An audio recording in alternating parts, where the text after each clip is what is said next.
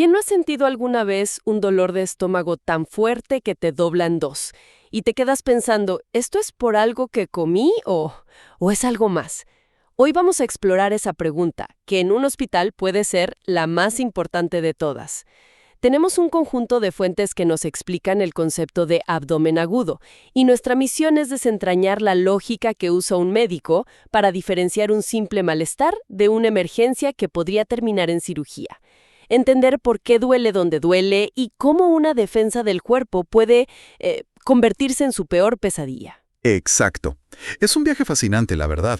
Nos va a llevar desde los nervios que transmiten el dolor, explicando por qué a veces es vago y otras una puñalada precisa, hasta la respuesta inflamatoria a nivel sistémico, donde el cuerpo, en un intento desesperado por defenderse, puede iniciar una cascada de eventos realmente peligrosos. Para empezar, algo que parece básico pero que creo que es fundamental. Los materiales que analizamos distinguen entre dolor abdominal agudo y abdomen agudo quirúrgico. Suenan casi idénticos. ¿Estamos hablando de lo mismo? Es una distinción clave, y qué bueno que lo mencionas. No son lo mismo. El dolor abdominal agudo es, simplemente un síntoma. Es el dolor en sí, que no viene de un golpe y que lleva ahí desde unas horas hasta máximo una semana. Ok, ¿el dolor? Pero el abdomen agudo quirúrgico ya es la condición, la emergencia. Es una situación compleja que se origina dentro del abdomen, aparece de repente y, como su nombre lo indica, muy probablemente va a necesitar que un cirujano intervenga para solucionarlo. Ah, ya veo. Es pasar de "me duele la barriga" a "algo muy grave está pasando aquí dentro". Entendido. Un síntoma frente a una condición crítica. Pero las causas pueden ser muchísimas. Desde gases hasta algo que te puede matar. ¿Cómo se empieza a poner orden en ese caos? Leí sobre la clasificación de Bocuse, que parece como un mapa para navegar esta situación. Es exactamente eso, un mapa de urgencias. Bocuse lo organiza en 3 grandes grupos. Primero, los que requieren cirugía inmediata. Aquí no hay tiempo que perder. ¿Cómo qué, por ejemplo? Una apendicitis que ya se complicó, una obstrucción intestinal donde el tejido se está muriendo por falta de sangre, o una úlcera perforada, un embarazo ectópico roto. Son emergencias vitales. El segundo grupo sería lo contrario, ¿no? Los que no necesitan cirugía. Correcto. El segundo grupo son los padecimientos que, aunque duelan mucho, no necesitan cirugía. Ahí entra una gastritis, una gastroenteritis, hepatitis, el clásico cólico renal. Se tratan médicamente. Ok. Y luego está el tercer grupo, que para mí es el más fascinante y el que genera más confusiones. ¿Te refieres a los problemas que no están en el abdomen, pero engañan al cuerpo para que crea que sí? Exactamente. Los padecimientos extraabdominales que simulan un abdomen agudo. Un infarto de miocardio, por ejemplo, puede presentarse como un dolor terrible en la boca del estómago. ¡Wow! Una neumonía, si está en la base del pulmón, puede irritar el diafragma y reflejar el dolor en el abdomen. Incluso un descontrol metabólico severo, como la cetoacidosis diabética, puede dar síntomas que parecen una apendicitis. ¡Qué locura! Por eso la evaluación tiene que ser tan cuidadosa. Aquí hay algo que de verdad me voló la cabeza, porque choca con todo lo que uno ve en las series de médicos. A ver. El material afirma que darle analgésicos a un paciente no arruina el diagnóstico, como siempre se ha creído. O sea que el miedo a enmascarar los síntomas es básicamente un mito. Es un cambio de paradigma total, totalmente. Durante décadas la norma era no calmar el dolor para poder ver cómo evolucionaba. Claro. La idea era que si le quitabas el dolor al paciente, el médico perdía pistas. Pero la evidencia ha demostrado que no es así. Aliviar el dolor no altera los hallazgos clave de la exploración física, como la rigidez abdominal. Increíble. De hecho, ayuda a que el paciente esté más tranquilo, colabore mejor y, francamente, es un acto de humanidad. La medicina ha avanzado hacia un enfoque que dice, podemos diagnosticarte con precisión sin necesidad de que sufras innecesariamente. Mencionaste la obstrucción intestinal. Siempre me he imaginado que es algo que pasa por dentro. ¿Es posible que haya señales tan obvias que se puedan ver desde afuera, literalmente en la piel del paciente? Sorprendentemente sí. Y son signos muy potentes. Si un médico ve las ondas de los intestinos moviéndose bajo la piel, lo que se llama peristaltismo visible, y además el abdomen está hinchado, distendido, y al escucharlo los ruidos son muy agudos como metálicos, la probabilidad de una obstrucción mecánica se dispara. Ya veo. Por otro lado, hay una pista que es contraintuitiva. Si el dolor está súper localizado en la pared abdominal al tocarla, es más probable que el problema sea muscular o de la piel. Y no algo de adentro. Exacto, y no una emergencia intraabdominal. Esa clasificación tiene todo el sentido desde el punto de vista del médico. Pero me gustaría volver a la perspectiva de la persona que siente el dolor. Se menciona que el dolor a veces es vago, difícil de ubicar. ¿Por qué pasa eso? ¿Por qué nuestro propio cuerpo nos da señales tan confusas? La respuesta está en el cableado de nuestro sistema nervioso. Tenemos dos tipos de autopistas para el dolor. Por un lado, las fibras A delta, que son como cablos de fibra óptica. Rápidas, recubiertas de mielina, transmiten un dolor agudo, punzante y muy bien localizado.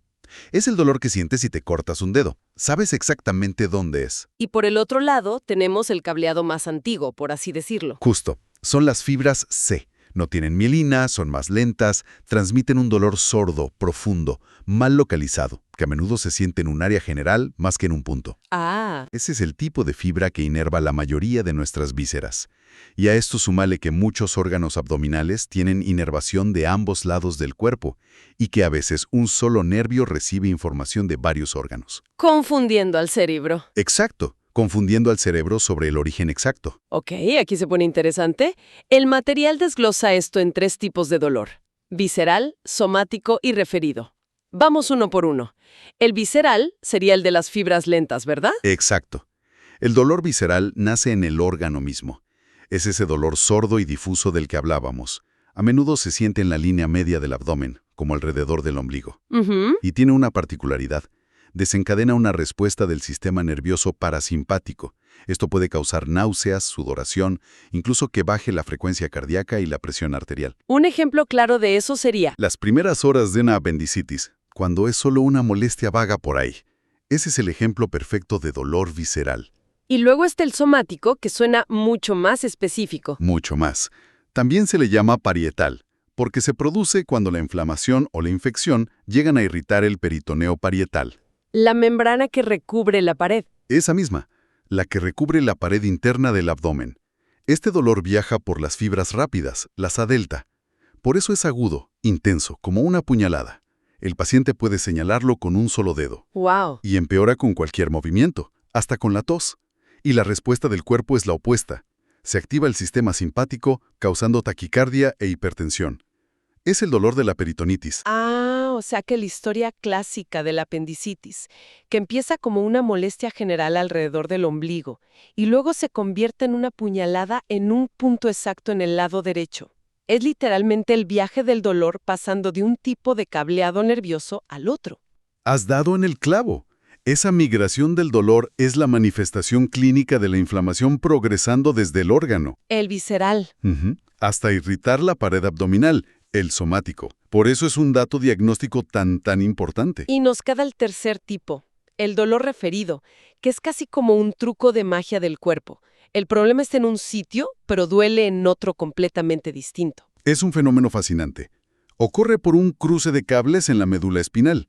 Las fibras nerviosas de un órgano interno y las de un área de la piel a veces llegan a la misma neurona en la médula. Y el cerebro se confunde. Se confunde totalmente.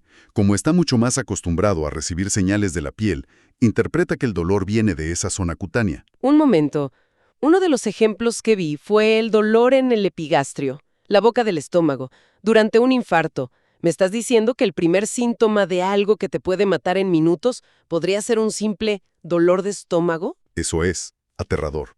Y es una información crucial. Totalmente. Y es un ejemplo clásico. Otro es el dolor en el hombro, la llamada omalgia. Ocurre cuando hay una irritación del diafragma, como por un absceso en el hígado. Claro. El nervio que controla el diafragma comparte raíces nerviosas con el que le da sensibilidad al hombro. O el dolor que se irradia al testículo durante un cólico renal. El cerebro comete un error de geolocalización. Y entender esos errores es vital para el diagnóstico. Vital. Todo esto nos dibuja un panorama de cómo sentimos el dolor. Pero, ¿qué pasa a nivel sistémico?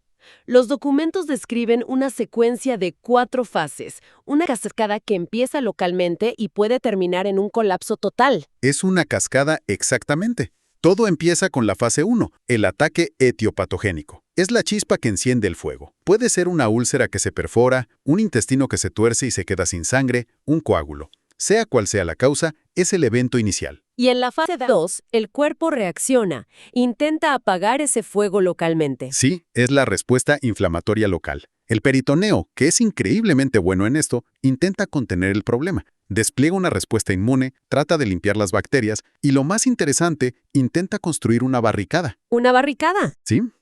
Forman lo que se llama un plastrón. Una masa de intestinos y epiplón que se pegan alrededor del foco de infección para aislarlo. Es como si el cuerpo intentara amurallar la zona del desastre. Entiendo.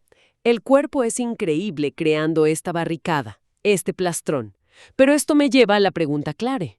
Si el cuerpo es tan bueno conteniendo el problema, ¿en qué momento se rompe el dique? ¿Cuándo una simple apendicitis se convierte en una crisis que amenaza con inundar todo el sistema? Esa es la transición a la fase 3, la respuesta inflamatoria sistémica.